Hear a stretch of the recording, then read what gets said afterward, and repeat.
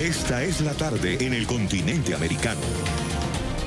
Cuando anochece en Europa y amanece en Asia, así cae la tarde en el continente americano y transcurre la noche y el amanecer en el resto del mundo. La tarde. Hola, bienvenidos a la tarde de NTN 24, el canal de las Américas. Soy Idania Chirinos. Como siempre, un gusto y un compromiso acompañarlos cada día. Los valores fundamentales de esta nación, nuestra posición en el mundo, nuestra democracia, todo lo que ha hecho Estados Unidos. Estados Unidos está en juego. Es por eso que hoy anuncio mi candidatura para la presidencia de Estados Unidos. Otro nombre se suma a la competencia demócrata por la nominación del partido para las elecciones del 2020. El ex vicepresidente de los Estados Unidos, Joe Biden, anunció oficialmente que entra en la carrera por la nominación presidencial a la Casa Blanca.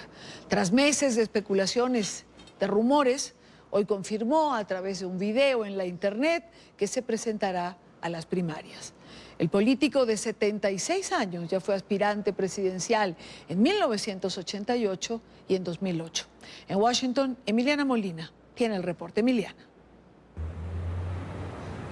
Hola, ¿qué tal? Muy buenas tardes. Pues así es, el ex vicepresidente Joe Biden, durante la presidencia de Barack Obama, se lanza a las elecciones presidenciales del 2020 sumándose a una veintena de candidatos demócratas.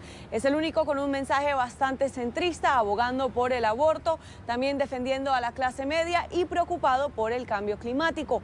De hecho, sus aliados ven como una fortaleza este tipo de mensaje, pues aseguran que puede servir en los estados conocidos como el cinturón oxidado. Esos estados que durante la presidencia de 2016 Hillary Clinton perdió y le costaron la presidencia, porque recordemos que durante los años 80 sufrieron un gran declive después del cierre de varias manufacturas, la pérdida de trabajos y que causó un impacto en la economía. Las especulaciones en torno a la candidatura a la presidencia de los Estados Unidos del ex vicepresidente Joe Biden terminaron. En un video compartido en su cuenta de Twitter, el político de 76 años confirmó la noticia. Hoy anuncio mi candidatura a la presidencia de los Estados Unidos. Amigos, Estados Unidos es una idea que es más fuerte que cualquier ejército. En la grabación, Biden aprovechó para cuestionar la gestión del actual presidente Donald Trump. El presidente de los Estados Unidos asignó una equivalencia moral entre los que propagan el odio y los que tienen el valor de oponerse a él, y en este momento supe que la amenaza para esta nación era diferente a cualquier otra que hubiera visto en mi vida. El ex vicepresidente se refirió a las palabras que Trump profirió luego de que se desatara la violencia en Charlottesville, tras las tensiones raciales en 2017. Estamos en la batalla por el alma de esta nación. Creo que la historia nos hará recordar 4 años de este presidente y todo lo que abarca como un momento aberrante en el tiempo. Pero si le damos a Donald Trump 8 años en la Casa Blanca, alterará para siempre y fundamentalmente el carácter de esta nación. Biden tendrá que medirse en las elecciones primarias del Partido Demócrata para aspirar a su candidatura de cara a los comicios de 2020. Minutos después de que Biden anunciara, el mandatario estadounidense Donald Trump no tardó mucho en darle la bienvenida a esta contienda electoral en un tono bastante sarcástico por medio de Twitter. Por otro lado, analistas aplauden que se haya lanzado Biden después de meses de especulación y aseguran que será un buen aliado para Latinoamérica.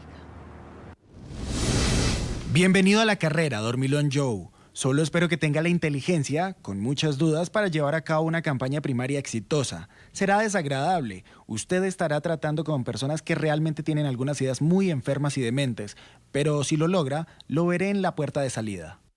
Ha apoyado públicamente a todo este proceso que está ocurriendo en estos momentos. Vía Twitter anunció que había que apoyar a Guaidó y anunció que había que apoyar al pueblo venezolano. Es una posición muy importante, sobre todo en contraste con las posiciones de otros candidatos demócratas, por ejemplo como Sanders, quien ha sido muy digamos, esquivo con este tema y no quiere hablar de Maduro como dictador ni nada de eso. Biden participará esta noche en un evento con simpatizantes y el lunes también tendrá otro acto de campaña y se espera que comience a hacer campaña por estados como Iowa, que son los primeros en votar. Esa es toda la información que tenemos desde Washington. Emiliana Molina, regreso al Centro Internacional de Noticias. Gracias, Emiliana, por la información. Ahora bien, ¿quién es Joe Biden? ¿Cuál ha sido su trayectoria política dentro de los Estados Unidos?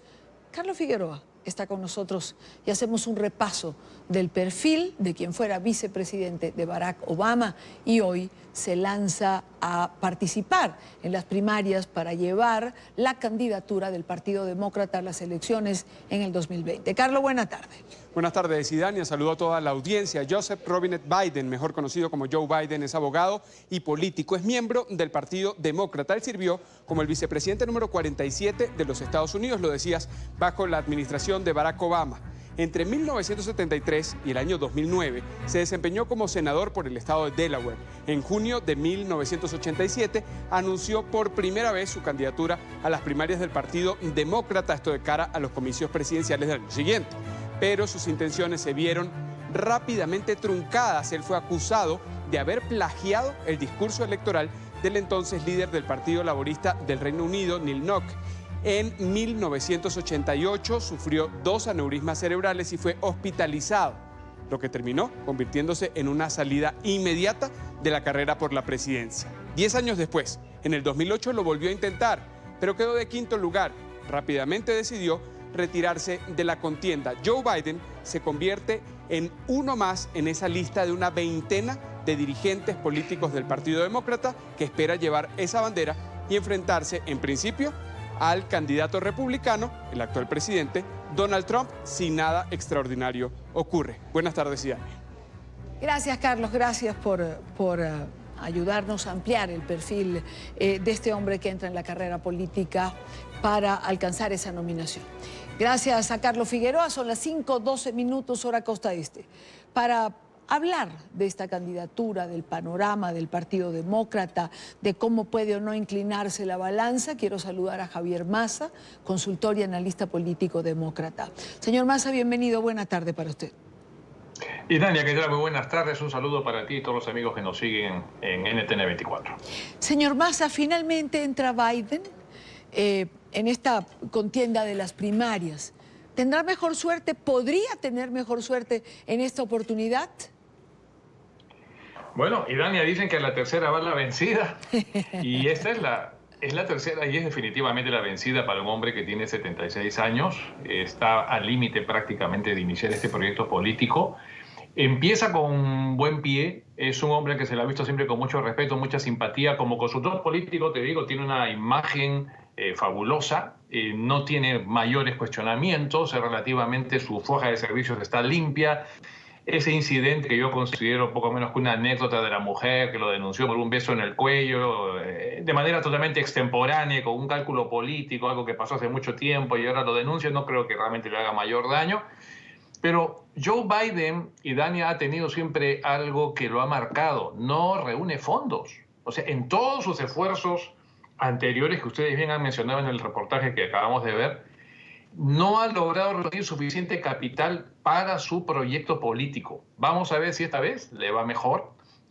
Va a tener una competencia interna muy fuerte y el pulso, el ánimo del elector. Acuérdense que esto es una elección interna, el ánimo dentro del Partido Demócrata creo que no lo favorece mucho. Si quieres podemos hablar de eso. Sí, por supuesto, hablemos de eso, porque ya lo mencionó. Además, no lo favorece, ¿por qué? Es decir, ¿qué pasa dentro del Partido Demócrata, ese ambiente al que usted se refiere? Esa es la pregunta del millón. Mira, en este momento está un poquito confuso el panorama. Acaba de entrar recién Biden a la contienda electoral hace unas horas, pero pequeños sondeos, no hablemos de encuestas, sería demasiado prematuro, obviamente. Pequeños sondeos siguen colocando a Bernie Sanders arriba de él, con más o menos margen. Yo te diría que en ese momento, de lo que hay en la vitrina para la interna demócrata, lo mejorcito es definitivamente, y no lo menciono en orden en particular, Bernie Sanders y Joe Biden, es lo mejor que hay en este momento. Ahora, te decía yo que el pulso no lo favorece por una sencilla razón.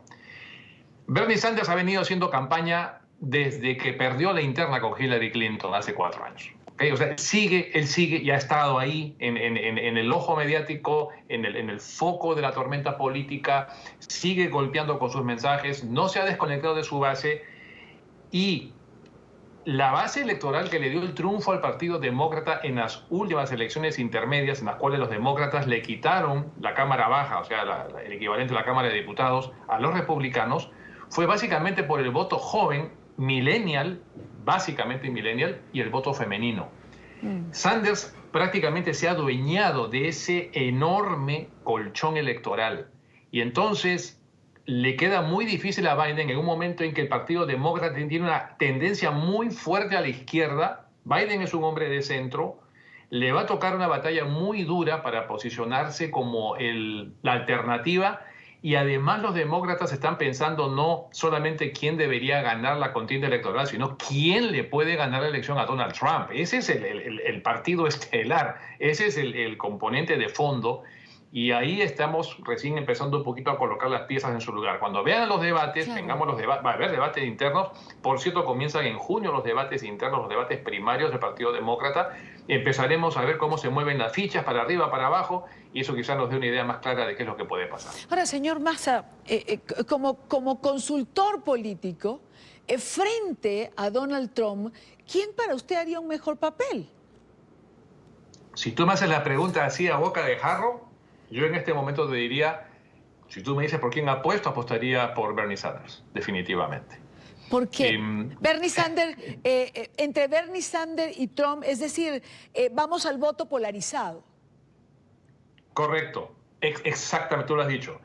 Quien mejor puede polarizar la cosa, y sería parte de una estrategia para ganar una elección, sería Bernie Sanders. O sea, Biden, que me parece un hombre extraordinario, además que ha sufrido muchísimo en su vida personal, perdió a su esposa y a su hija en un primer momento, a su hijo mayor por un cáncer cerebral. Es un hombre que ha sufrido muchísimo en lo personal, que va a sonar horrible lo que voy a decir, pero tengo que decirlo. Le puede ayudar eso inclusive a obtener más votos por un efecto de simpatía, además tercer intento, ya está mayorcito.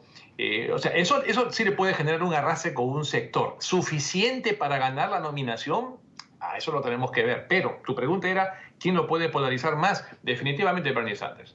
Además, Bernie Sanders tiene dos componentes. Primero, que es un hombre mayor, ya está casi arañando los 80 años, tiene ya un mercado electoral bien definido, y el propio Trump, con su discurso de extrema derecha, ha polarizado también el ánimo electoral de este país, y quien mejor compensa esa polarización hoy por hoy es definitivamente Bernie Sanders.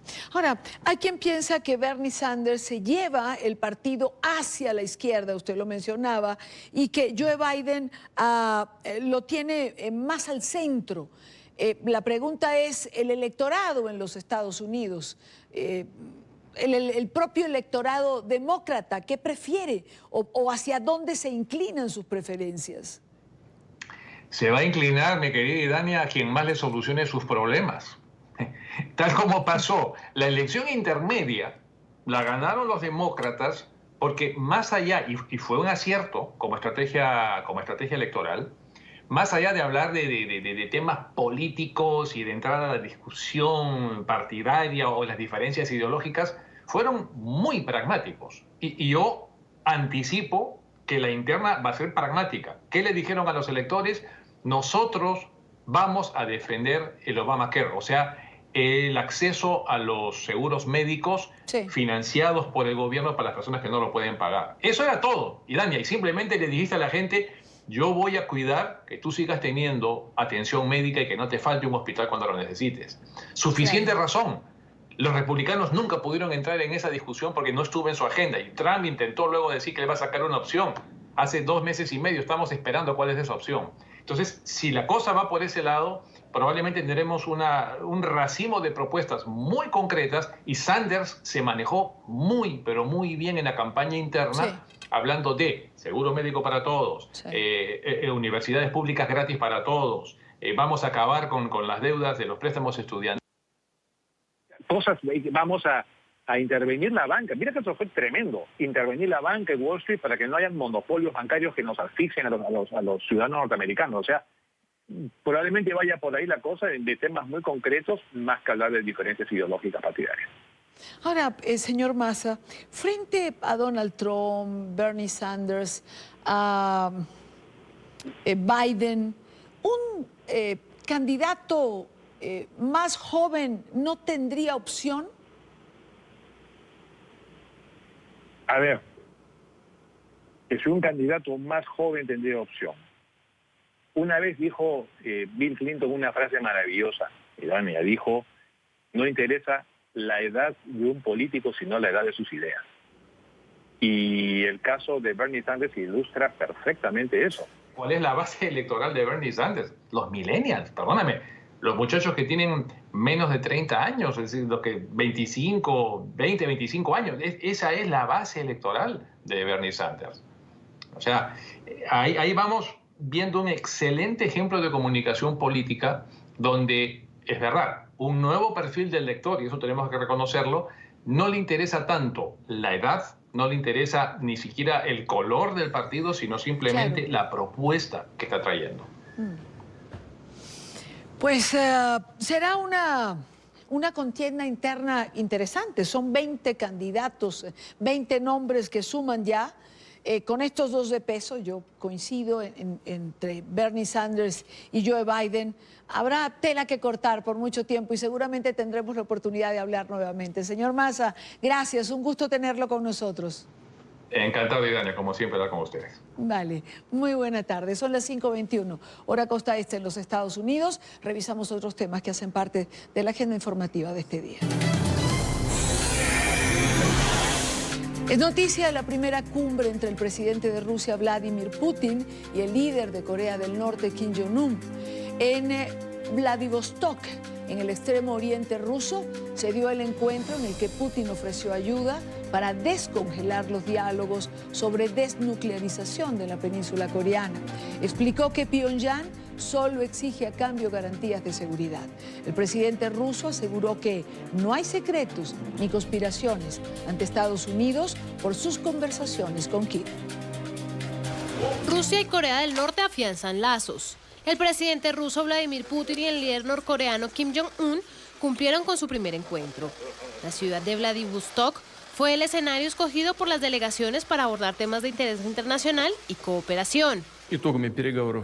Estamos contentos con los resultados de las conversaciones, tanto yo como mis colegas. El presidente Kim Jong-un es una persona bastante abierta, mantiene un debate libre sobre todas las cuestiones que figuran en el orden del día, las relaciones bilaterales, las cuestiones relacionadas con las sanciones, las Naciones Unidas, su relación con los Estados Unidos y, por supuesto, el tema principal, la desnuclearización de la península de Corea. Putin ofreció ayuda para descongelar los diálogos sobre la desnuclearización en la península y explicó que Pyongyang solo exige a cambio garantías de seguridad.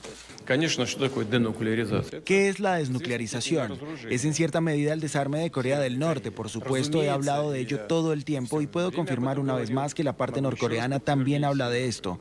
La República Popular Democrática de Corea necesita garantías de su seguridad y soberanía. Si los socios de Corea del Norte, y me refiero en primer lugar a los norteamericanos, demuestran la voluntad de un diálogo constructivo, no habrá otra forma de hacerlo que a través de las conversaciones. Creo que es la única manera, pero mejor pregúntenle a Kim, que está de acuerdo, y en qué cosas tampoco no lo está. Kim Jong-un además pidió al mandatario ruso un trabajo coordinado para explorar las formas de alcanzar un acuerdo y garantizar la paz de la región. La situación en la península coreana es de gran interés para toda la comunidad internacional. Espero que nuestras conversaciones sean un evento importante para evaluar esta situación juntos, intercambiar puntos de vista sobre la situación y sobre cómo resolver este problema juntos. Ambos líderes asistieron a una exhibición y luego participaron en una cena de gala donde compartieron un brindis. Según expertos, Putin recibió a Kim con la intención de mostrar que Estados Unidos no es la única potencia con suficiente influencia para involucrarse en las negociaciones. Al respecto, el mandatario ruso negó que su gobierno y Pyongyang estén conspirando contra Washington después de que la reunión en Vietnam entre Kim y el presidente Donald Trump fracasara. Agregó que transmitirá a la Casa Blanca y a China su postura sobre la crisis nuclear coreana. Es noticia Jorge Barata, el ex representante de Odebrecht para el Perú, quien declara hoy en su tercer día de interrogatorios sobre los sobornos entregados por la constructora a funcionarios peruanos de los últimos 4 gobiernos y por las contribuciones a campañas electorales. Según la prensa local, Barata aseguró que Luis Nava, exsecretario de la presidencia durante el segundo gobierno de Alan García, recibió sobornos a cambio de contratos. Las declaraciones ratificarían que Odebrecht hizo aportes y entregó sobornos a expresidentes y otros políticos en Perú. Entre los implicados está el fallecido exmandatario Alan García. Según Jorge Barata, la multinacional brasileña pagó más de $4 millones al entonces secretario de García durante su segundo mandato para asegurar contratos. Ha también decodificado los codinombres que se encontraban dentro del sistema correspondiente, ha dado una explicación de las rutas del dinero, de los pagos referidos. Se habría hecho además un aporte de $200.000 para la campaña presidencial que llevó a Alan García al poder por segunda vez. Desde Brasil, el abogado del partido, el expresidente, negó los señalamientos. Pero en ningún momento dijo, por ejemplo, que el presidente Alan García pidió algo. Según la prensa peruana, el exdirector de Odebrecht reiteró que entregó $31 millones en sobornos al exmandatario peruano Alejandro Toledo, quien permanece en Estados Unidos. La justicia peruana espera procesarlo por lavado de activos. Pedro Pablo Kuczynski, Ollanta Humala y Keiko Fujimori también fueron nombrados durante el interrogatorio. Es noticia la jornada de marchas en Colombia. En las principales ciudades del país, profesores, empleados judiciales y estudiantes participaron de las movilizaciones en contra del proyecto de Plan Nacional de Desarrollo del gobierno del presidente Iván Duque. Aunque la jornada se ha adelantado en su gran mayoría en total tranquilidad, se han registrado disturbios en Bogotá, en la capital. Las autoridades acordonaron el lugar en el que se incendiaron llantas y se detonaron explosivos. Los uniformados dispensaron a los manifestantes usando gases lacrimógenos. En términos generales, en la mañana ha habido actividad en todas las zonas del país, con un control de parte de las autoridades locales y también la fuerza pública. En los sitios donde se ha intentado hacer bloqueos en la vía, ha intervenido la fuerza pública y podemos decir que transcurre el paro sin mayores angustias, aunque lamentablemente sí se han presentado una serie de enfrentamientos en razón a la violencia que se presenta cuando se trata de bloquear la vía. Tenemos un sinnúmero de marchas, concentraciones en todo el país, pero marchas que afortunadamente han transcurrido con toda la calma, con todo el respeto por los demás ciudadanos y especialmente no ha habido bloqueos de vías. Es noticia Leopoldo López Gil, padre del preso de conciencia venezolano Leopoldo López. El Partido Popular Español lo ha postulado como candidato número 13 en las listas para optar por un escaño en la Eurocámara. Hoy inscribió su candidatura en Madrid.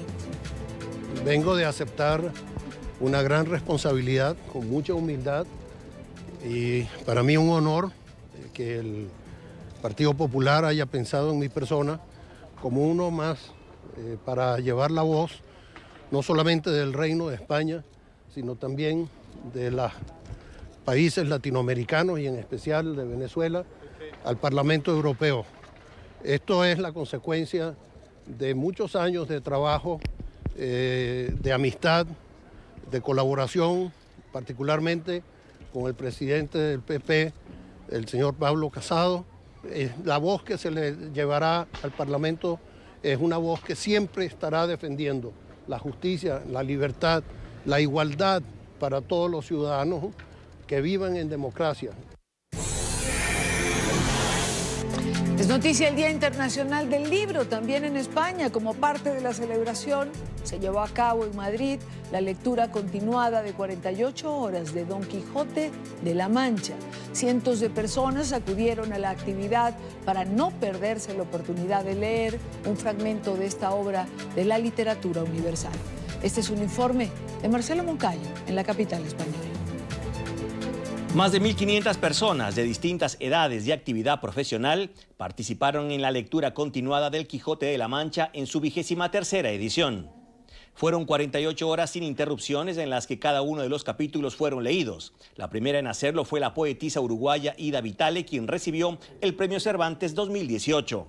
En un lugar de la Mancha de cuyo nombre no quiero acordarme, no ha mucho tiempo que vivía un hidalgo desde los de Lanza y Astillero, Adarga Antigua, Rocín Flaco y Galgo Corredor. Pero la lectura no solo se realizó desde Madrid. La tecnología permitió que personas de distintas partes de América, Europa y Asia puedan ser parte de esta actividad que también busca conmemorar el Día Internacional del Libro y el fallecimiento de Miguel de Cervantes. Me encanta el Quijote, para mí siempre es una fuente inagotable, aunque ya lo he leído, volver a leerlo, vuelvo a encontrar nuevas cosas, vuelvo a aprender de redacción, vocabulario, es una fuente inagotable de conocimiento el Quijote. Podría ser el dilema del hombre en los tiempos modernos y las diferentes adversidades que el hombre occidental intenta superar entre engaños y mentiras y ilusiones. Más en la tarde de hoy, México ofrecería disculpas a los Estados Unidos si se comprueba que militares violaron la soberanía. En su conferencia matutina, el presidente Andrés Manuel López Obrador fue interrogado sobre el incidente entre uniformados mexicanos y estadounidenses. El jefe de Estado respondió que la Cancillería está adelantando las investigaciones del caso, denunciado por el presidente Donald Trump y que resultó en una nueva amenaza de cierre de la frontera. AMLO aseguró que fue un malentendido y ya fue aclarado, pero que de ser necesario está dispuesto a enviar una nota y a ofrecer disculpas. Queremos que sea una relación respetuosa, de buen entendimiento, que si hay algún incidente se pueda aclarar como se ha hecho y que no pase a mayores. Si hace falta, el secretario de Relaciones Exteriores enviaría una nota explicando cómo se dieron los hechos y si hubo una infracción, ofrecer las disculpas que se requieran. Es la posición de México ante lo que ha venido señalando el presidente Donald Trump. Ahora bien, la organización Boy Scout en los Estados Unidos está envuelta en un gran escándalo. Nuevos datos revelan que el número de adultos que habría cometido abusos sexuales es mayor al que se creía con anterioridad. 12,000 niños habrían sido víctimas de abuso sexual entre 1944 y el año 2016. En Miami, Paola Serna tiene el reporte. Paola, buena tarde para ti. Hola, ¿qué tal? Muy buenas tardes. Pues bien, desde hace varios años se han venido presentando estas denuncias de presuntos abusos sexuales en contra de menores por parte de exmiembros de los Boy Scouts de América. Sin embargo, en esta denuncia reciente se aumentó el número de exlíderes de esta organización que habrían abusado de menores durante más de 70 años que tiene esta organización, para un total de 7,800 de estos representantes de la organización o que tuvieron algún tipo de vínculo con ella. Sería un total de 12,000 menores que durante todas estas décadas habrían sufrido algún tipo de abuso sexual. Primeramente, para la organización, las demandas civiles, los daños y prejuicios van a ser millones de dólares. Dependiendo también de la cantidad de personas que se puede comprobar que fueron abusados. Y después tenemos lo que es la parte penal. Muchos de estos estados, después de todos estos escándalos, han quitado el límite de tiempo para acusar a alguien de abuso infantil o abuso de menores de edad. Entonces, yo supongo que las autoridades van a ver qué va a pasar con el caso civil y a ver si con ese caso pueden entonces buscar pruebas para un caso penal. Yo no sé cuál es el presupuesto de Boy Scouts, pero yo dudo que sea cientos de millones de dólares. Lo que puede suceder es que ellos se declaren en bancarrota y así entonces las víctimas no van a poder buscar nada. Simplemente que una culpabilidad, pero no van a poder recuperar ningún tipo de fondo. La ley permite que después de que uno recuerda el incidente, porque se reconoce que hubo una experiencia traumática para una persona, tiene X cantidad de años en acusar al individuo. ¿Qué pasa? Las autoridades toman los datos. Lo que hacen después es a ver si otras personas que eran parte del grupo también tuvieron una experiencia similar. y después también entrevistan a la persona si decide entrevistarse. Son miles las personas que ya se han atrevido a denunciar estos abusos sexuales por parte de los exmiembros de los Boy Scouts de América. Los abogados han pedido a las personas que se hayan sentido víctimas o que hayan sido víctimas de este tipo de delito que se animen a denunciar. Sin embargo, el trauma para un menor pudo haber sido tan grave que muchos de ellos posiblemente jamás se atreverán a denunciar.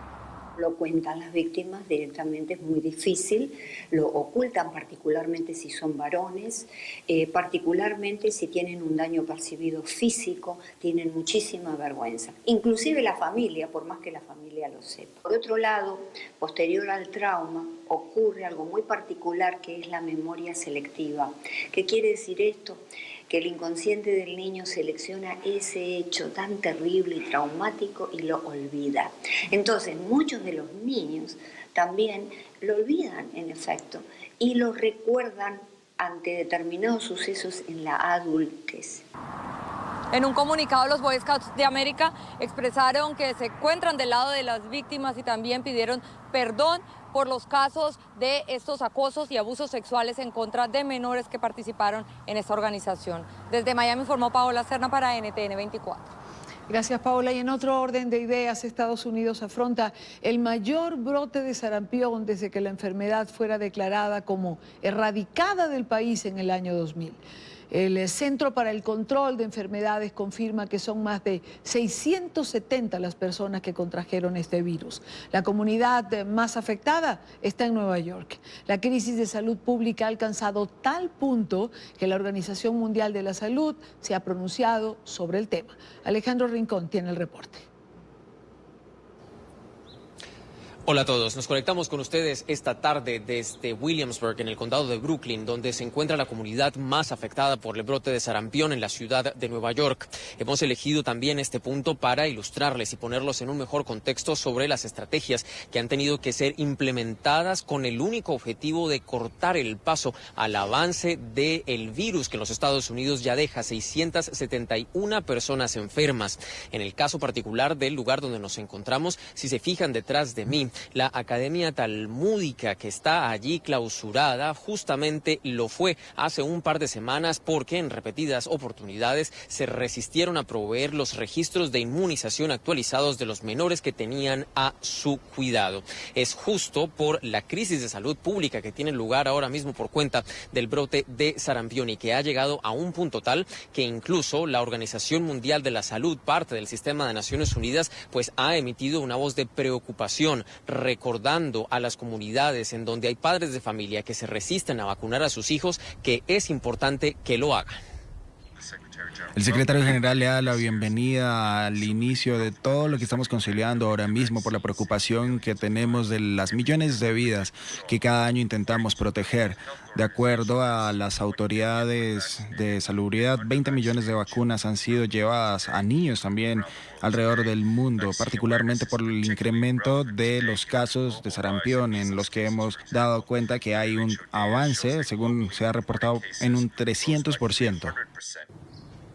La voz de la Organización Mundial de la Salud, emitida a través de la Secretaría General de Naciones Unidas, hace eco con llamados similares que ha hecho ya el Centro para el Control de Enfermedades de los Estados Unidos, según el cual hay 20 regiones de la Unión Americana en donde está activo ahora mismo el brote de sarampión. Nueva York, el estado, es sin embargo donde se encuentra ahora el peor caso. Hay 390 personas que ya han caído presas de este peligroso virus. Consultamos adicionalmente el concepto de una pediatra sobre dos temas en particular. Uno, la resistencia de los padres de familia a vacunar a los hijos, sobre todo por la mala o falsa información que se distribuye alrededor del supuesto peligro de las vacunas, y además le consultamos o le pedimos que nos recordara qué tan peligroso es el sarampión. El sarampión es bien contagioso. Uno puede tener fiebres altas, tos, puede parar en el hospital con neumonía, una infección de los pulmones, con infección del cerebro, y puede causar hasta muerte. En verdad no hay ninguna religión que dice que uno debe vacunar. Eso es ciencia. La ciencia se ha determinado que así podemos proteger a nuestra gente y así podemos salvar vidas. Los dejo por ahora con dos datos entregados por el Fondo de las Naciones Unidas para la Infancia, UNICEF. En 2017, 1,5 millones de niños murieron alrededor del mundo por no tener al día sus esquemas de vacunación. Justo por esa razón es que ahora mismo y hasta el próximo 30 de abril es que está en desarrollo en todo el mundo la Semana Mundial de la Inmunización. Esto con el objetivo de reafirmar el llamado de atención a los padres de familia sobre la importancia de vacunar a los niños. Todo por ahora. Continúen ustedes con más en la tarde. Gracias, Alejandro. Gracias por la información. Quiero saludar al doctor Jorge Martínez. Él es director del Centro de Tratamiento Biomolecular en Miami, en Florida. Doctor, bienvenido. Buena tarde para usted. No, como siempre, es un placer con ustedes compartir y bueno, saludos a Colombia. Cuando escucho las cifras que nuestro corresponsal en Nueva York nos estaba dando, la pregunta es, ¿el movimiento antivacunas está logrando su cometido?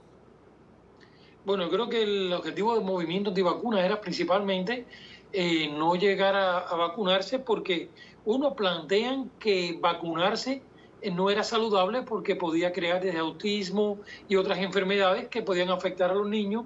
Lo otro del movimiento decían que era que infectarse era positivo. Y creo que ellos que quisieron lograr este objetivo, pero se están dando cuenta que el objetivo no es correcto. De hecho, hay un estudio en este momento que se hizo en Europa donde se ha determinado que los niños no vacunados tienden a padecer más autismo que los niños vacunados. O sea, ese mito se ha caído con todos los estudios que se han hecho. No hay ningún estudio que avale ese mito, ya que las vacunas han salvado millones de vidas de muchas personas y sobre todo de niños, de evitar enfermedades de alto contagio como el sarampión. Y lo segundo, de que infectarse cuando uno es pequeño de este tipo de enfermedades para crear inmunidad, inclusive hablaban de que el sarampión, si lo padeciste, no padecías de cáncer en un futuro, es totalmente incorrecto. O sea, los objetivos de este grupo antivacuna creo que es más por ideas, algún tipo de religión y demás, que por una idea que convenza desde el punto de vista científico para no vacunarse. Hay que tener mucho cuidado, este brote está cogiendo mucha fuerza. Sí. El sarampión puede en algunos casos ser mortal, aunque la mayoría pasa de forma, vamos a decir así, benigna, solamente combatiendo los síntomas, pero hay casos, el 6%, el 9% de los casos pueden afectar pulmón y pueden afectar cerebro y llegar hasta una meningitis viral. Hay que tener mucho cuidado y estar al tanto, porque este brote lo tenemos en Estados Unidos, sí, pero puede partir hacia cualquier lugar, hacia cualquier país donde la vacunación no sea obligatoria y haya mucho más factibilidad para este virus poder infectar y poder propagarse en la población. Y además es tan simple combatirla, simplemente con la vacuna. Doctor, recordémosle a la gente por qué es importante vacunarse. Mira, es sencillo. En el 1917-18 murieron más de 50 millones de personas en los Estados Unidos y en el mundo otra poco más. Y fue por un virus, el H1N1.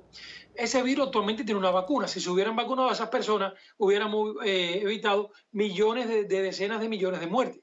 Entonces, una de las realidades es que las vacunas pueden salvar muchas vidas. Antiguamente las personas morían, vamos a suponer, había una epidemia de varicela, morían muchas personas. Ya eso no se ve. La misma poliomielitis se ha reducido casi a cero. O sea, hay muchas vacunas que se pueden poner y ayudan a las personas. Ahora, yo entiendo a muchos padres cuando manifiestan, mi hijo era un niño normal y le pusieron 7 vacunas en un día y después cambió. Eso pudiera pasar porque muchas vacunas en un día pueden crear una reacción inmunológica que en cierto modo pudiera afectar al menor. Pero no, eso no tiene que suceder ni siempre debe suceder. Ahora, yo aconsejo a los padres que hablen con los pediatras y que las vacunas, en vez de ponerlas todas de una vez, la pongan de forma más esporádica y al final el niño recibe la misma inmunidad sin ser una respuesta del sistema inmune tan agresiva. O sea, las vacunas salvan millones de vidas, pueden salvar a millones de niños y por lo tanto son importantes. Ahora, tantas vacunas en un día, podemos aconsejar y que los padres hablen con los pediatras para que la abran y la expandan un poco más y no sean tan agresivas de una sola vez para el organismo, ya que es una respuesta inmunológica la que se crea, que puede terminar en cierta forma afectando al niño, aunque no hay ningún estudio que lo compruebe. Pero eso es importante, eso que acaba de decir. Bueno, 7 vacunas en un día, yo creo que, a ver, doctor, eso sería una exageración. Yo recuerdo quizás que o a nuestros hijos le hemos puesto la triple, quizás 1 o 2, pero 7 vacunas. Eso es importante y eso los padres tendrían que tenerlo en cuenta, aunque usted señala que no hay estudio que lo compruebe. Pero en fin, no sería desaconsejable. Correcto. No, es correcto y te voy a explicar, cada país los protocolos de vacunas son diferentes. Okay. Aquí en Estados Unidos son más agresivos que en otros países y aquí se aconseja mucho que los padres hablen con los pediatras y ya muchos pediatras han tomado conciencia de esto y lo están haciendo de esa forma mucho más espaciadas. Pero lo importante es que la gente entienda que enfermedades como el sarampión, o sea, es que es increíble que después que en el año 2000 Estados Unidos ya no tenga esta enfermedad, tengamos este brote solamente porque la gente no quiera vacunarse. Correctamente, pero el problema es que las personas no están midiendo a veces la proporción de hasta dónde puede llegar este daño. También yo he oído casos de que las vacunas tienen aluminio, tienen mercurio y eso terminan afectando el cerebro del niño. Y tampoco es correcto. O sea, ya las vacunas, ninguna o casi ninguna tiene mercurio, pueden tener algo de aluminio, pero el aluminio es tan escaso, es un 0.1%. Imagínate que nosotros comemos mucho más aluminio en las comidas regulares. Por lo tanto, el aluminio no hay ninguna forma que nos pueda hacer daño porque el porcentaje es muy bajo. Por eso le digo, el miedo, la mitología que se ha hecho acerca de la vacuna no es correcta. Todos los estudios indican que son muy buenas, que son beneficiosas y por eso aconsejamos a todos los padres de cualquier país del mundo que vacunen a sus hijos, a los de Estados Unidos, de Latinoamérica, donde sea, porque donde quiera que llegue un niño infectado con sarampión, la posibilidad de contagio es altamente. De hecho, esta fue una sola persona que vino de otro país y terminó contaminando a un niño y este terminó contaminando a 40. Y 40 pueden multiplicar a 2 niños por cada uno. O sea, cuando vienes a ver que aplicamos la regla epidemiológica de 2, terminamos con unos casos como ya casi 700 casos en los Estados Unidos y esto va a seguir en ascensión porque el calor favorece que se puede este virus multiplicar mucho mejor. Doctor, una última pregunta. Hemos hablado de la vacuna o de las vacunas en niños. Las vacunas para las personas de la tercera edad. Hoy en día hay una vacuna nueva contra el herpes, hay una para el estafilococos, para las personas que tienen problema de pulmón o de asma. ¿También son recomendables? Sí, y ayudan bastante. De hecho, mira, acuérdate que hay 2 etapas en la vida donde la persona, su sistema inmune está débil. ¿Cuál es? Primero de los 0 a 5 años que está aprendiendo en el niño y después mayores de 60 a 65 años donde un sistema inmune ya no responde igual porque tenemos un sistema más envejecido.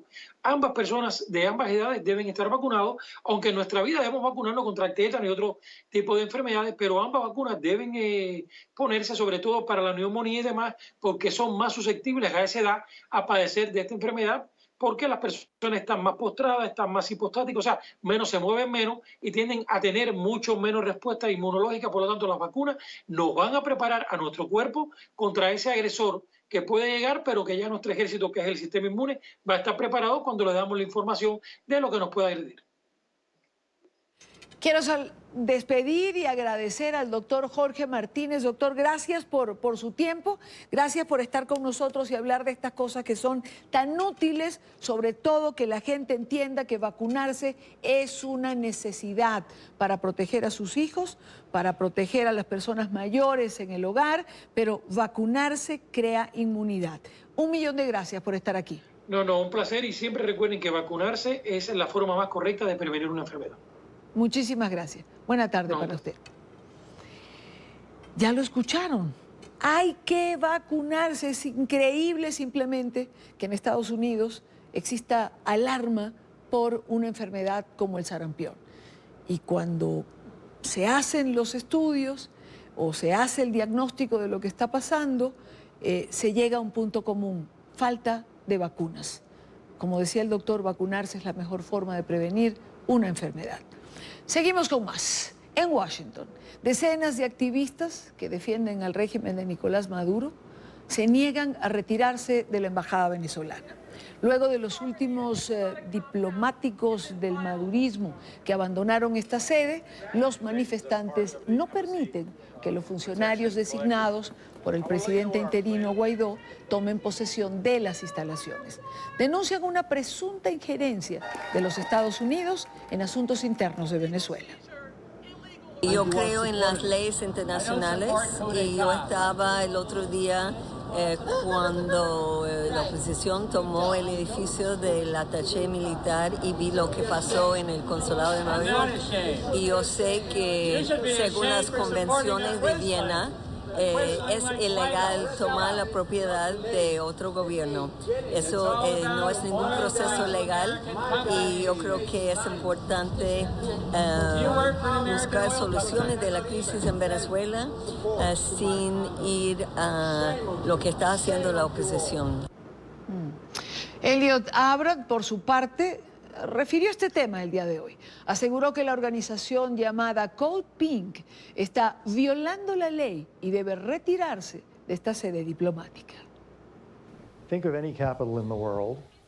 Piensen en cualquier capital del mundo, y un grupo de personas va a una embajada extranjera, podría ser la estadounidense, la canadiense, podría ser la venezolana, y entran y la toman y dicen al embajador: ustedes no pueden entrar aquí, nosotros hemos decidido quedarnos aquí. No hay ninguna capital en el mundo, ningún gobierno en el mundo que permitiría eso, ninguno, y no lo vamos a permitir nosotros tampoco. Es claramente una violación de las leyes, es territorio soberano venezolano, no tienen ningún derecho de estar ahí, así que tendrán que irse. Ahora, ¿cómo va a ocurrir esto? ¿Cuándo va a ocurrir esto? Eso primordialmente será un asunto que será discutido entre el embajador Vecchio y los oficiales de seguridad. Vamos con más en la tarde de hoy. Nueva visita a la frontera. Otra comisión de legisladores de Estados Unidos recorrió la zona limítrofe entre Colombia y Venezuela en horas de la mañana de hoy. Diego de Pablos, periodista NTN 24, tiene el reporte. Diego, buena tarde para ti. Hola, buenas tardes. La comisión de parlamentarios estadounidenses llegó muy temprano a la zona de frontera. Lo primero que hicieron fue visitar el puente de Tienditas y verificar el estado de las ayudas humanitarias que se están almacenando allí hace 2 meses y que pretenden ser llevadas hacia Venezuela. Posteriormente, hacia el mediodía, visitaron el puente internacional Simón Bolívar. Estos parlamentarios estadounidenses querían estar en contacto con los migrantes que atraviesan por los puentes internacionales. Ellos aseguran que le van a hacer un cerco diplomático y económico a todos los allegados a Nicolás Maduro. Y también el embajador de Colombia en Estados Unidos se refirió al tema y solicitó que investiguen y también sancionen a algunas personas que son funcionarios de Nicolás Maduro. Estamos aquí entonces para decirles que venimos a demostrar nuestro apoyo a la gente de Venezuela. Estados Unidos está del lado de ustedes y que estamos aquí para apoyar a Venezuela y a Colombia en esta situación. Se llama Iris Valera. Ella es la ministra de Asuntos Penitenciarios. Ella es la que está a cargo de los colectivos, ella es la que está a cargo de sacar los presos de las cárceles y armarlos. Fue la que puso los presos a que dispararan aquí el 23 y ojalá los Estados Unidos le pusiera la lupa porque es una mujer que tiene negocios, es una mujer rica, que ha robado, es una mujer que le ha causado muchísimo daño a la lucha por la libertad. Hoy quisiéramos que nos ayuden con el Congreso a poner presión para que también sancionen a esta señora que lo único que ha hecho es armar criminales para asesinar y hacerle daño a gente de bien. El recorrido de estos parlamentarios internacionales finalizó esta tarde en el Puente Internacional Francisco de Paula Santander, con un contacto también con las comunidades que atraviesan por este paso fronterizo. Y en otras informaciones podemos confirmar que la noticia que circuló ayer por algunas redes sociales en donde se confirmaba el retiro de los contenedores y de las cisternas que bloquean algunos puentes internacionales es completamente falsa. Esta mañana Noticias RCN y también NTN 24 visitó los puentes internacionales y pudo constatar de que estos obstáculos todavía se encuentran sobre estas estructuras. Eso es todo por el momento. Desde la frontera colombo-venezolana, continúen ustedes en nuestro Centro Internacional de Noticias. Muy buenas tardes. Gracias a Diego de Pablos por la información. Y en esta parte del programa, precisamente, vamos a conversar con una de las personas que ha visitado, con uno de los congresistas que ha visitado la frontera, Albio Cires, demócrata por New Jersey. Gracias por acompañarnos. Corto el tiempo, entro con la primera pregunta. 3 meses después, congresista, de que Juan Guaidó asumiera como presidente encargado, la expectativa de la caída de Maduro no se ha cumplido. ¿Cuál es la lectura que usted le da desde el Congreso de los Estados Unidos? Bueno, el Congreso de Estados Unidos está poniendo la presión máxima a Maduro, porque él no fue elegido legítimamente. Sí. El único elegido legítimamente aquí fue Guaidó. Y él es el presidente que nosotros reconocemos. Tenemos que seguir poniéndole más presión al gobierno de Maduro y que él entienda que esta crisis que se ha causado aquí ha sido causada por Maduro y la gente alrededor de Maduro, que no quiere soltar el poder. Y el pueblo de Venezuela sufre diariamente. Lo que hemos visto aquí hoy es las atrocidades por la política de Maduro. Es innegable que actores internacionales están jugando un papel importante en la crisis venezolana. Rusia, Irán, China. ¿Qué opinión tienes sobre la injerencia de estos países en lo que ya puede considerarse una crisis regional? Bueno, ese es el problema, que ahora Rusia está interviniendo aquí en el hemisferio oeste. Irán está interviniendo aquí. Cuba tiene más de 20.000 personas aquí en Venezuela. Y todo es para que se mantenga el poder un presidente que es ilegítimo, que no es legítimo. El Grupo de Lima reconoce que Guaidó es el presidente. El Grupo de Lima está trabajando para que pacíficamente haya un cambio, hayan elecciones en Venezuela. Y Maduro le tiene miedo a las elecciones, porque sabe que el pueblo de Venezuela no lo quiere. Congresista Cires, ¿cuál cree usted que es el siguiente paso que tendría que dar el gobierno del presidente Trump para lograr de una manera más efectiva presionar al régimen de Nicolás Maduro? El gobierno americano tiene que seguir trabajando con el Grupo de Lima y seguir poniéndole sanciones que afecten a todas esas personas alrededor de Maduro, para que lo convenzan que esto es, el final de esto es unas elecciones libres en Venezuela. Y seguir poniéndole sanciones a sus generales, a las personas alrededor de él, que están abusando del pueblo venezolano hoy en día. Congresista, puntualmente, ¿usted considera que la intervención militar todavía es una opción real para los Estados Unidos? ¿La apoyaría usted? Mire, yo no estoy aquí para apoyar una intervención militar. Yo estoy aquí para trabajar con el Grupo de Lima, para que pacíficamente y ponerle presión a Maduro para que cambie y se vaya de Venezuela y haya elecciones. Yo no estoy aquí diciendo que una intervención militar es lo que él necesita.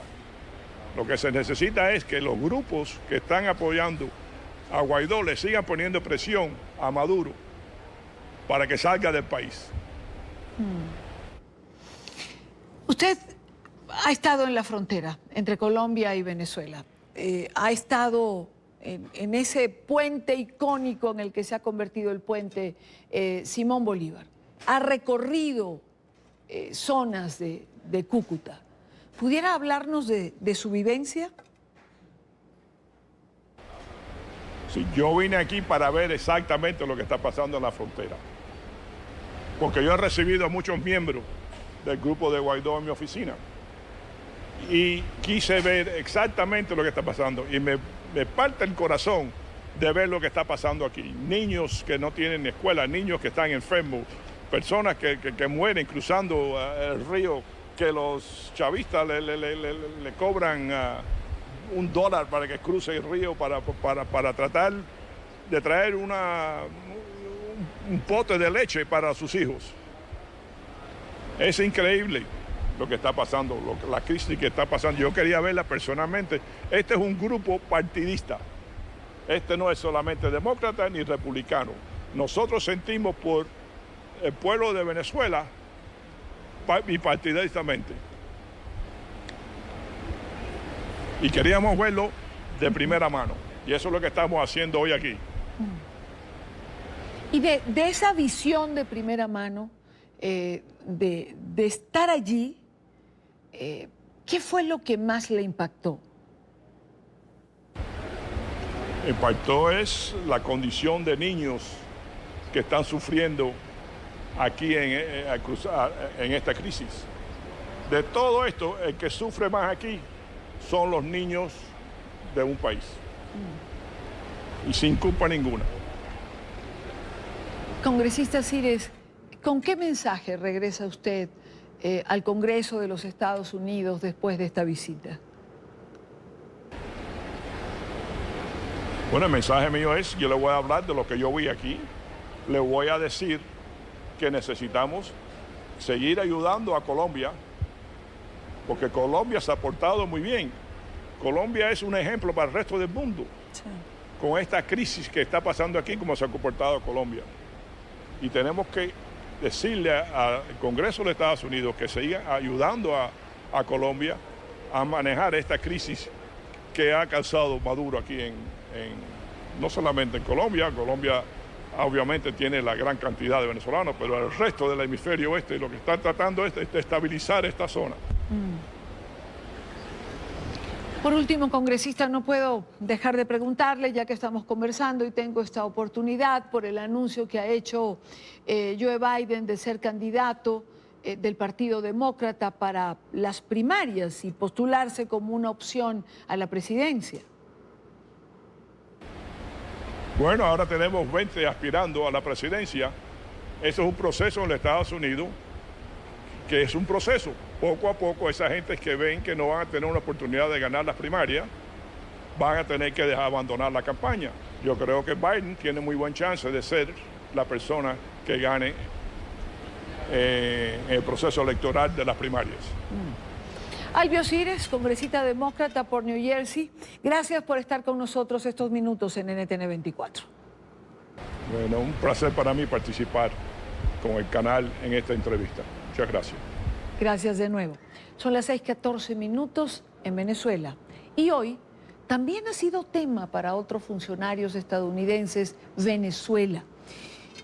Para otros funcionarios que han reiterado que la salida a la crisis pasa por las elecciones libres. Así lo aseguró este jueves el encargado especial Elliot Abrams, quien agregó que la Unión Americana seguirá respaldando el proceso de transición democrática en este país suramericano. El funcionario del Departamento de Estado afirmó que la comunidad internacional tendrá un papel fundamental en la recuperación de Venezuela, pero que las decisiones serán tomadas por los venezolanos. El discurso del funcionario fue interrumpido por un activista que defiende al régimen de Maduro, quien pidió a la Unión Americana no intervenir en Venezuela.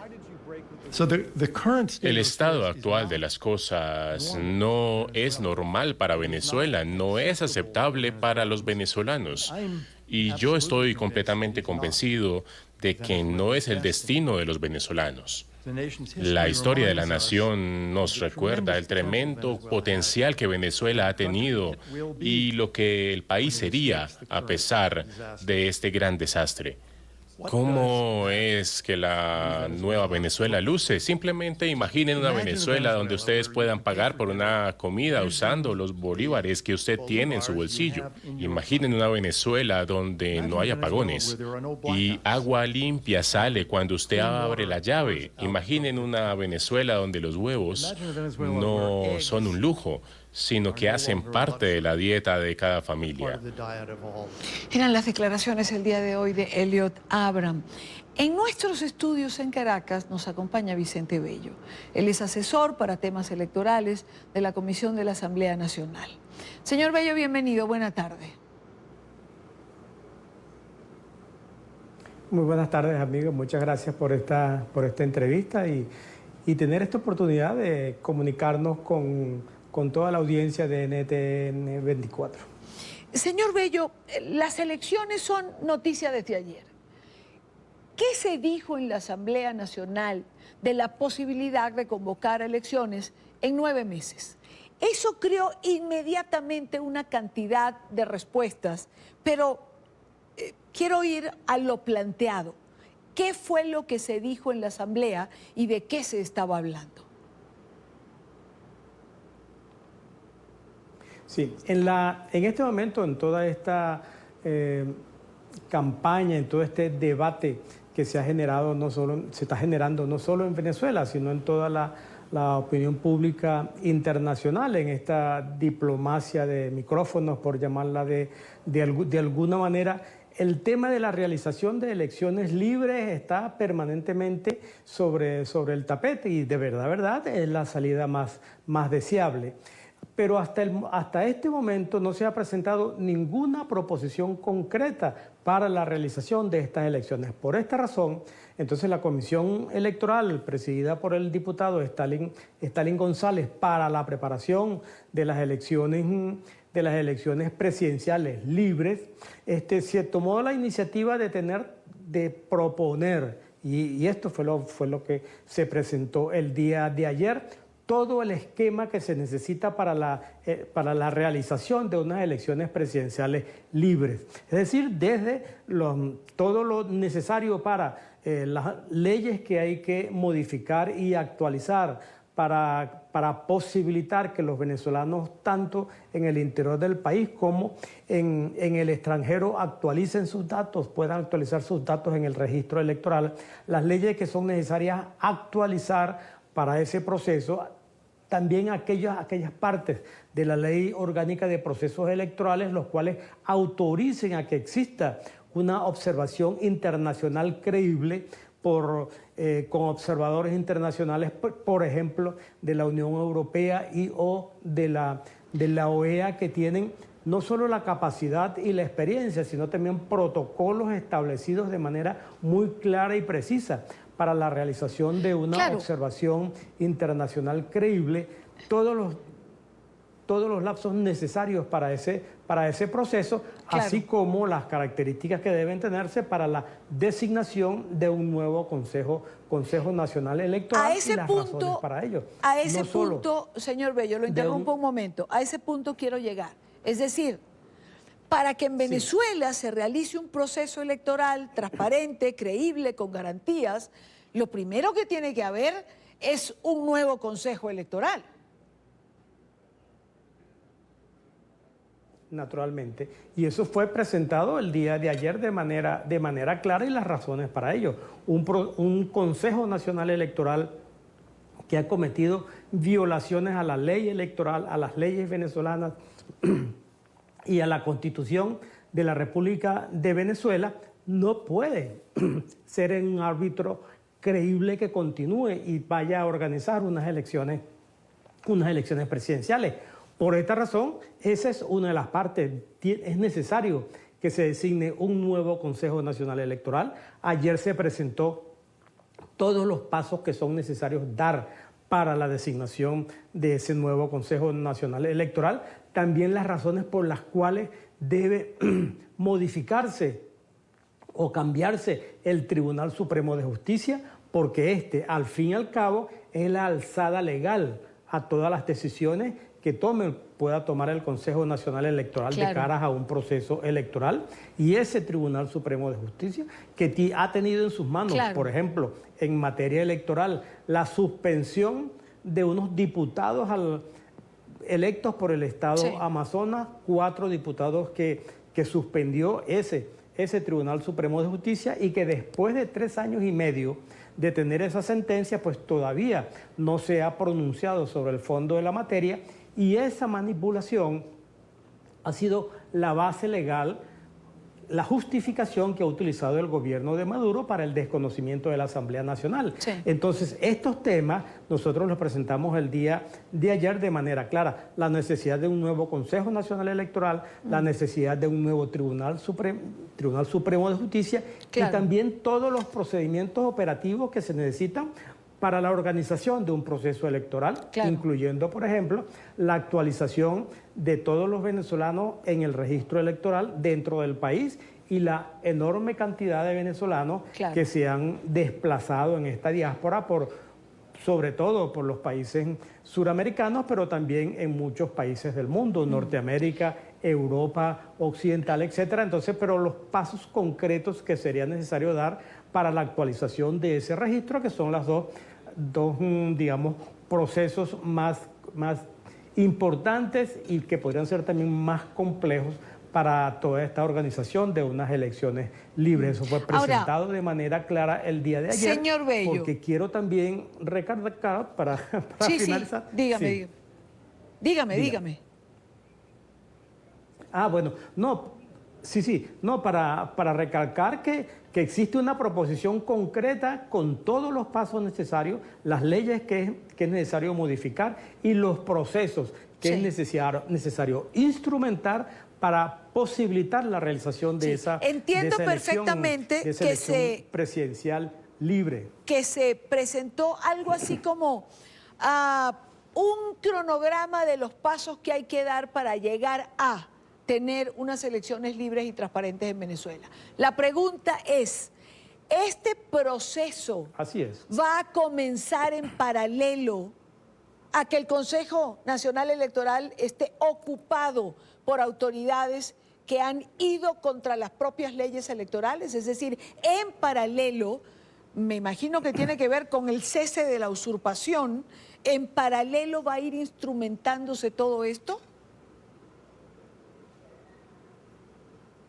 Bueno, una parte es posible realizarla en la reunión de presentación de este proyecto el día de ayer. Estaban presentes embajadores de los principales países de Europa Occidental igualmente se está instruyendo a todos los embajadores designados en representación de la Asamblea Nacional en los distintos países suramericanos para adelantar aquellos procesos y aquellas actividades que puedan adelantarse todavía antes de la designación de un nuevo Consejo Nacional Electoral, porque ese nuevo CNE podrá definitivamente designarse solo una vez que cese la usurpación de los poderes públicos, sea por la vía de que este gobierno termine de desmoronarse o que exista otra alternativa. En todo caso, como existe un grupo de contacto de la Unión Europea que ha estado viajando y visitando distintos países, pues nosotros quisimos presentarles de manera clara una proposición concreta y completa de lo que es necesario realizar en el país para organizar este proceso, en vista de que poner eso en las manos del grupo de contacto, en vista de que no existe ninguna iniciativa, ninguna otra proposición ni disposición del gobierno de Nicolás Maduro de abrir estas posibilidades. Entonces es necesario presentarle a todos estos organismos, a la comunidad internacional y a la Unión Europea y a la OEA todas estas necesidades existentes que están listas para ser instrumentadas una vez que todas esas posibilidades concretas puedan realizarse. Vicente Bello, asesor para temas electorales de la Comisión de la Asamblea Nacional. Clarísimo nos ha quedado. Creo que hubo confusión en torno a lo que se planteó el día de ayer y creo que usted lo ha explicado absolutamente bien. Es decir, se presentó un proceso para llegar, los pasos necesarios para llegar a unas elecciones claras, transparentes y con garantías. Muchísimas gracias, señor Bello, por habernos acompañado. Muchas gracias a ustedes por esta entrevista y esta posibilidad que me han dado. Muy amable, muchas gracias. A usted. 6:26 minutos en Venezuela. El Día del Bioanalista ya no es un motivo para celebrar de los venezolanos. Por el contrario, los empleados de los laboratorios aseguran que esta es una fecha en la que recuerdan la crisis que viven a diario por la falta de insumos para atender a sus pacientes. Hoy se concentraron en Caracas. Le dicen al régimen de Maduro que ni África está tan desesperada como está Venezuela en este momento. Este es un informe de Oliver Fernández en Caracas. Sin reactivos no hay salud. Es el grito desesperado de los bioanalistas. Sin reactivos no hay salud. Sin reactivos no hay salud. Sin reactivos no hay salud. El servicio de bioanálisis es fundamental. Nadie puede someterse a una cirugía electiva ni de emergencia si no existe un examen preoperatorio y si una persona sospecha que puede tener hepatitis, HIV o paludismo, no son detectadas a tiempo. Además, Venezuela se ha convertido en un exportador de la malaria a niveles de África. Enfermedades emergentes y reemergentes en este país que estaban erradicadas hace muchos años. Nosotros somos exportadores de malaria y ni siquiera podemos darle al pueblo venezolano un diagnóstico de malaria. Epidemiológicamente no tenemos los boletines para saber cuántos venezolanos tienen malaria, entonces creo que sí estamos como África. Un examen de laboratorio pudiera alcanzar los $50 versus un salario que no supera los $4 por mes. Un perfil de hepatitis tienes que hacer, porque no sabes qué hepatitis es, entonces tienes que hacer hepatitis A, hepatitis B, hepatitis C. Entonces eso más o menos serían como 250.000, 300.000 bolívares soberanos.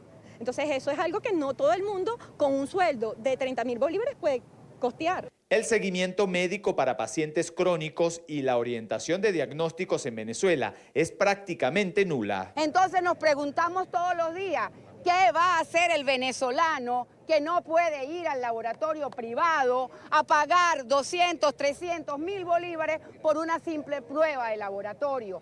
No lo pueden hacer. ¿Y qué va a pasar? Se morirán.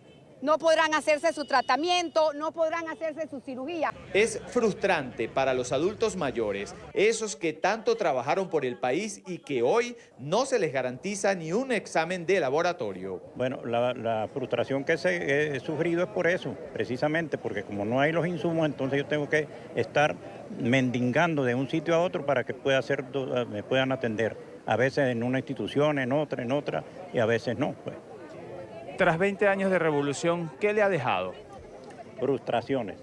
¿Qué dice ese cartelito, señor? Ese cartelito dice: bioanalistas, exigimos sueldos justos y dotación de los laboratorios.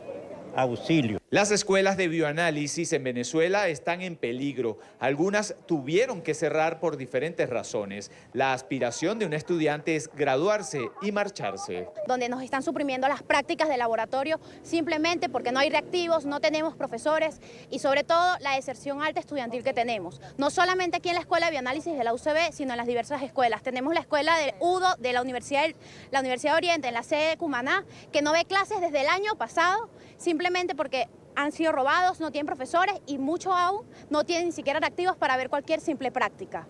Según la Federación de Bioanalistas de Venezuela, 40% de estos profesionales se han tenido que ir a otros países buscando un mejor futuro. Es la información que manejamos desde Caracas. Continúen con más de la tarde de NTN 24. Gracias a Oliver por la información. Inició la Feria Internacional del Libro en Bogotá. Las puertas del Centro de Convenciones de Corferia, en el occidente de la capital colombiana, están abiertas desde ayer y hasta el próximo 6 de mayo para los aficionados a la lectura, para que puedan encontrar novedades, clásicos y para oír a una gran nómina de escritores locales y extranjeros que se reúnen en un espacio abierto para el arte, para las letras. Más de 1.700 eventos culturales que contarán con la presencia de más de 400 invitados nacionales e internacionales. NTN 24, en el lugar de la noticia, con Jairo Patiño. Jairo, bienvenido, buena tarde para ti. Y Dania y televidentes de la tarde, tengan ustedes una muy buena tarde desde aquí, desde Corferia. Estamos en el occidente de Bogotá porque aquí se desarrolla la Feria Internacional del Libro. Es uno de los encuentros más grandes en torno al libro en Latinoamérica. Ustedes pueden ver la dimensión de los pabellones, son cientos, miles y miles de anaqueles que albergan los estrenos, los clásicos, los raros, los extraños. Están libros para todos los gustos. Y por supuesto, hay mucho por contar, mucho por hablar de libros en estos días y yo tengo una invitada muy especial en la tarde de hoy. Es la ministra de Cultura de Colombia. Querida ministra, buenas tardes. Buenas tardes, encantada de estar aquí con usted y encantada de estar, por supuesto, en la Feria Internacional del Libro de Bogotá. Señora ministra Carmen Velázquez, bueno, empecemos un poco por ese dato que llama tanto la atención. ¿Cuántos libros leen los colombianos por año, por mes? ¿Cómo miden eso y cuántos libros son? Bueno, tenemos una meta muy importante para este cuatrenio del gobierno del presidente Duque y es aumentar el libro de promedios leídos por niños de 5 a 11 años de 3.8 a 4.2 y aumentar el promedio de libros leídos en niños de 12 años en adelante de 4.2 a 4.4. Lo que queremos es que Colombia se convierta en un país de lectores. Ese número, ministra, y la corté un poco, es ¿qué tan grande respecto a la región y respecto a lo que ocurre en el mundo? No, yo creo que estamos bien en promedio, creo que hemos aumentado, hemos logrado incentivar la lectura, pero tenemos que seguir haciendo la tarea, por supuesto. Nosotros por eso nos pusimos como meta ese aumento de promedio de libros leídos a través del Programa Nacional de Cultura y Escritura, de Lectura y Escritura Leer es mi cuento. Allí vamos a tener mucho fortalecimiento con los promotores de lectura, con los tutores.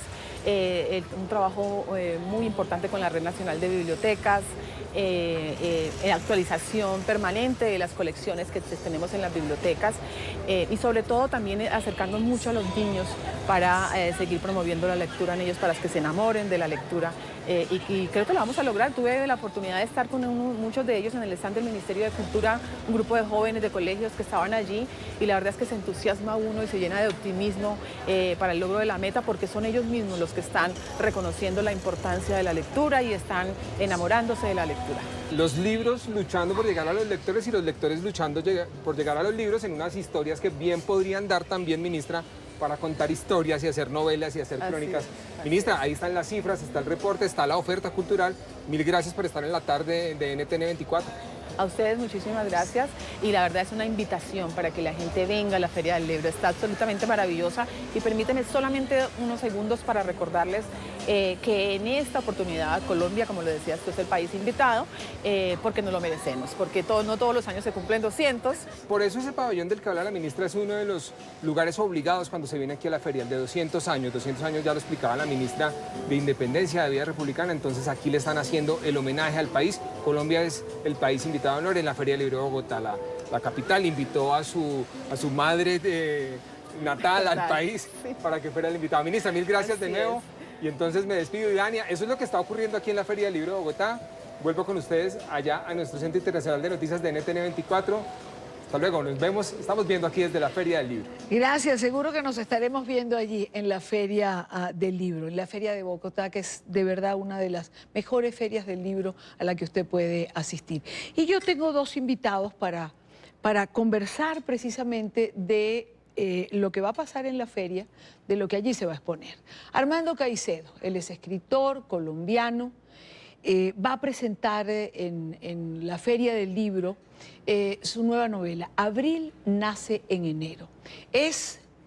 Tengo aquí su 10º libro y su 4ª novela.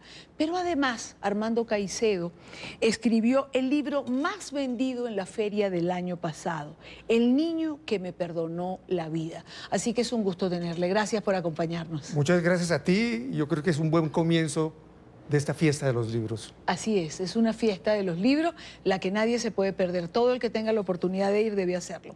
Y también está con nosotros Peter Tinoco, presidente de Fonolibros, empresa de audiolibros en español. Peter, bienvenido. Muchas gracias. ¿Por qué están ambos? Es de lo que vamos a hablar. Abril nace en enero es la novela que presenta el señor Caicedo.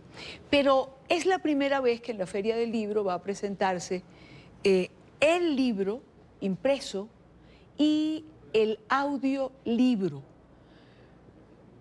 ¿Usted ha oído un libro a través de audio? Bueno, eso es lo que nos van a explicar. Comencemos con el libro. ¿De qué nos va esta novela? Bueno, esta novela es una novela de intriga, fascinante. Como autor, yo fui el primer sorprendido del final de la novela.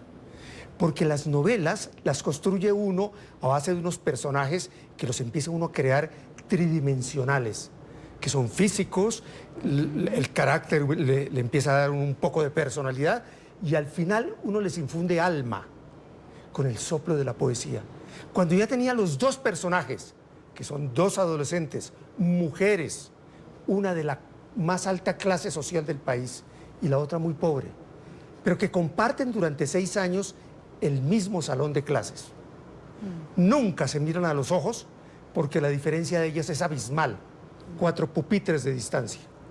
Pero un día las circunstancias las llevan a que cooperen, se hagan amigas y se hagan amigas inseparables. Y llega un momento crítico en la historia. La vida de la niña más rica depende de la capacidad de negociación de su compañera, la niña más pobre. Y ahí se desprende una cantidad de conflictos que se deben resolver al final. Y el primer sorprendido de este final es el autor. Porque cuando promedia la novela, uno como autor es casi un amanuense que recibe toda la historia que le están dictando los personajes que uno creó. Esa es la historia. Esa es la historia de Abril nace en enero. ¿Cómo llega Abril nace en enero a ser un audiolibro? este es el sector, me decía Peter Tinoco hace unos minutos, que más está creciendo. ¿Por qué? Cuéntanos sobre eso, Peter. Fonolibro es una empresa fundada en el 2002 por Arquímedes Rivero, el zar de la telenovela, y su hijo. Pionera en el mundo del audiolibro. En esos momentos pues nadie pensaba en audiolibro, pero en estos momentos la industria del audiolibro está creciendo, en la industria editorial, más que el resto de las industrias, y dentro de la industria del audiolibro, el sector del audiolibro, el de audiolibro en español aún más. Nosotros en Fonolibro, que Jesús Urdaneta y yo, que somos los que dirigimos la empresa, estamos dedicados a dar un producto de altísima calidad. En el caso de Abril nace en enero, no es una novela narrada, es una novela actuada. Tenemos artistas, personajes, diferentes personas que asumen ese perfil de esos personajes, se meten en su personaje y grabamos esa novela, la producimos, como si se produciera una telenovela. Es más o menos lo mismo, pero es en audio. ¿Okay? Para nosotros también es la primera vez que presentamos simultáneamente la presentación del libro y del audiolibro. Usualmente el libro sale primero. ¿Quién buscó a quién? Bueno, déjame decirte que esto es, diríamos, Dios nos puso juntos. Estábamos en la Feria del Libro de Guadalajara, a punto de terminar saliendo por la puerta, y mi socio y yo, Jesús, le llega una llamada a su teléfono de Catalina Martínez, que es la editora de Abril nace en enero. Ella tiene la editorial Palabra Libre, y nos llama un teléfono y vamos a reunirnos. Y de allí ella nos dice, no, es que yo estoy con Armando Caicedo y él, que tenemos esta novela y queremos hablar con ustedes. Y yo digo, pero Armando Caicedo no es el que hizo El niño me perdonó. Sí, yo leí el artículo de él que salió en una entrevista de prensa hace 6 meses. Tengo el artículo recortado y le dije a mi socio, este libro lo tenemos que hacer. Por eso digo yo que Dios nos puso juntos y se dio para que se dé. Señor Caicedo, ¿ya usted escuchó la novela en audio? Claro, la novela en audio tiene magia, porque una cosa es leer y casi todos los capítulos terminan en punta con un solo propósito, para que la persona a la 1 de la madrugada diga, voy a leerme 2 páginas más. Entonces, en el caso específico del audio, el audio es como si fuera una radionovela.